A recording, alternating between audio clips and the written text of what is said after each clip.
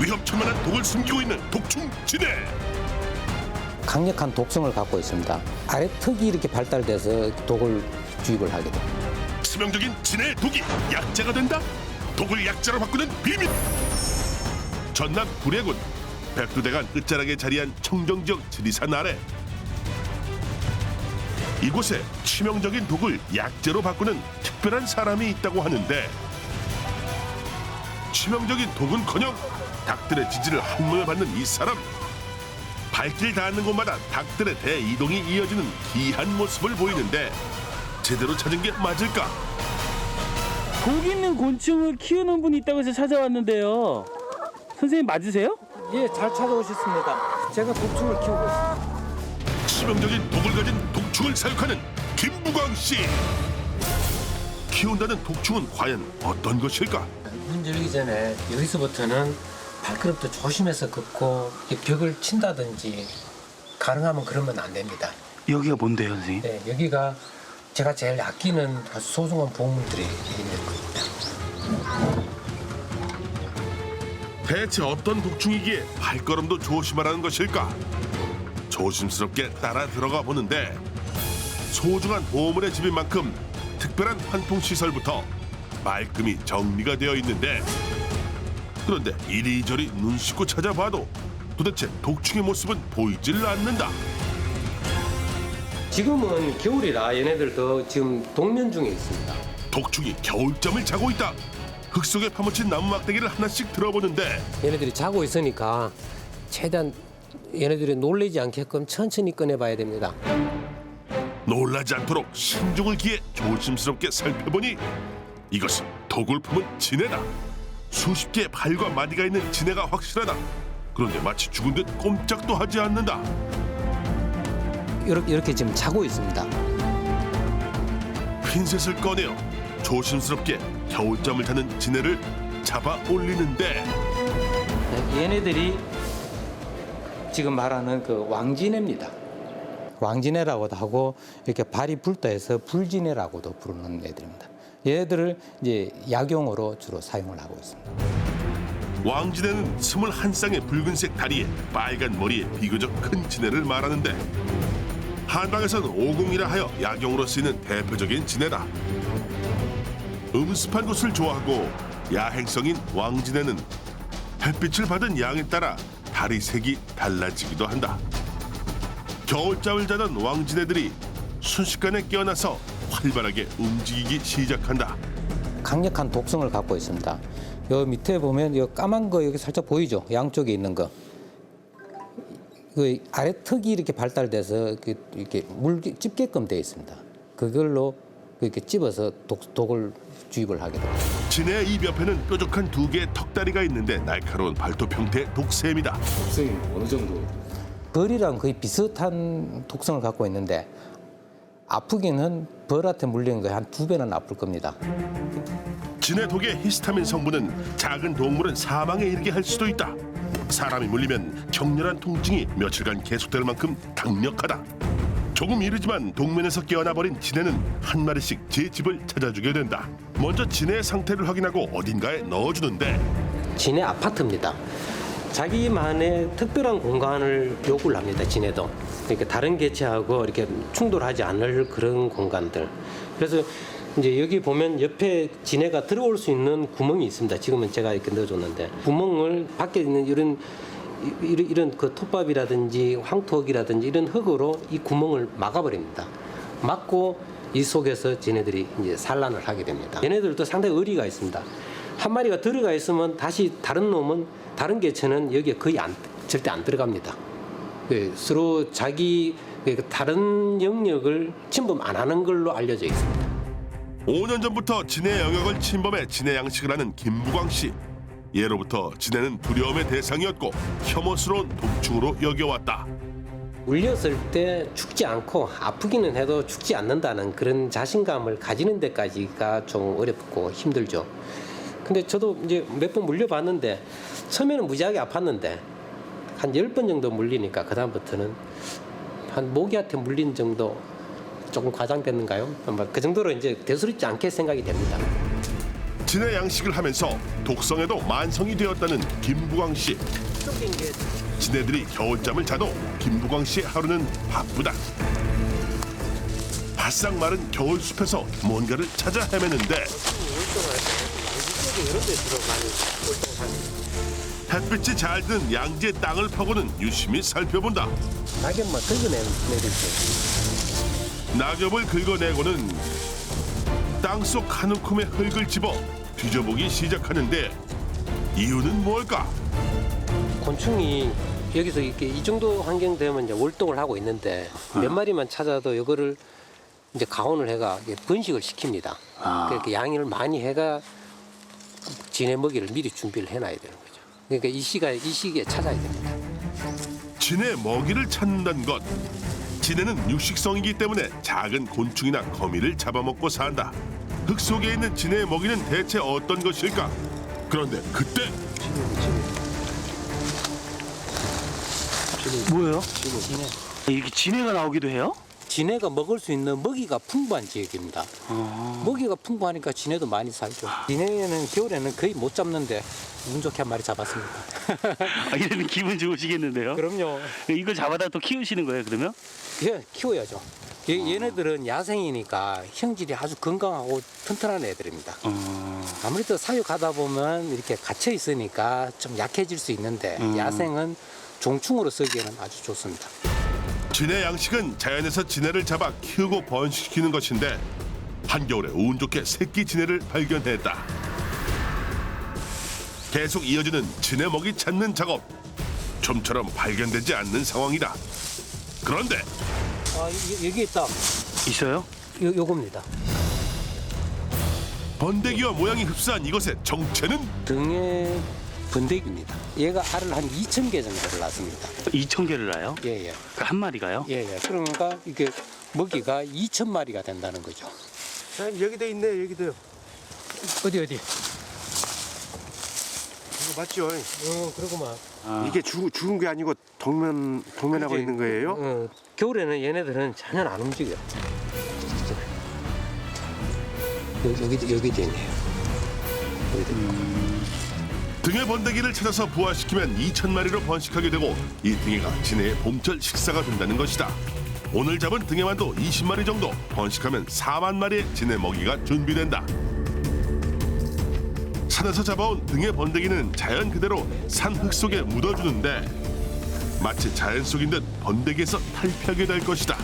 이렇게 뿌려주면 이제 오늘 작업이 현재 김부광 씨가 키우고 있는 진해는 500여 마리. 진해들의 봄철 입맛 돋우는 식사가 준비됐다. 진해 먹이를 2상자를 만들었거든요. 이 정도 하면 제가 키우는 진해 양에 비했을 때 먹이로는 충분할 것 같습니다. 독충을 사육하는 일이 쉽지 않다 보니 하루 종일 바쁘다는 김부광 씨. 이번엔 휴지를 챙겨들고 조심스럽게 진해 사육장으로 들어간다.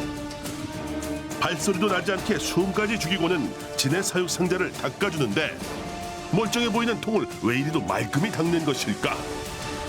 진해가 상당히 발끝이 날카롭거든요. 그러니까 날카롭고 무게가 가벼워요. 그래서 여기에 먼지만 좀 묻어 있어도 그 먼지를 잡고 타고 올라와서 탈출을 합니다. 이렇게 보면 그 보이시죠 먼지가. 조금이라도 까칠한 느낌이 든다 싶으면 벌써 진해는 몇 마리가 도망갔다고 봐야 됩니다. 이렇게 관리하기도 힘들고 그냥 그 일반적인 그 곤충 키우듯이 대충 키워서는 절대 못 큽니다. 하루에 한 번씩 50여 개나 되는 사육 상자를 일일이 닦아줘야만 한다. 저기 진해가 한두 마리에서 죽기 시작하더만은 거의 한 달 내에 한 마리도 안 남고 전멸을 해버린 적이 있습니다. 전부 다요? 예. 몇 마리나 죽었어요? 성충이 한 2,000마리 정도 됐었거든요 그때. 그러니까 모충이 2,000마리가 알을 한 마리당 알을 한 20개 정도씩만 낳았다고 봐도 한 4만 마리 정도, 4만 마리 이상 되죠. 4만 마리 이상 되면 금액으로 따지면 한 4, 5억 정도 되죠. 4, 5억이요? 그러니까. 특히 진해는 공기 중에 바이러스가 퍼지면 순식간에 폐사해버리기 때문에 공기 오염에 주의해야 한다. 먼지 청소부터 공기 정화까지 진해는 철저한 관리가 필요하다. 진해 사육장 청소를 마친 김부광 씨 어디론가 가는데 이곳은 또 어디일까 따라 들어가 보는데 그곳엔 말린 진해들이 널려 있다. 동의보감에 따르면 진해는 어혈을 풀어주기 때문에 중풍 치료와 신경통에 도움이 된다고 하는데 여름에 말려놓은 건데 살아있는 상태에서 내가 잡은 것보다는 약성이라든지 이런 게 좀 떨어질 거다고 예상이 되니까 얘네들은 이렇게 모아놨다가 달리 또 사용할 때가 또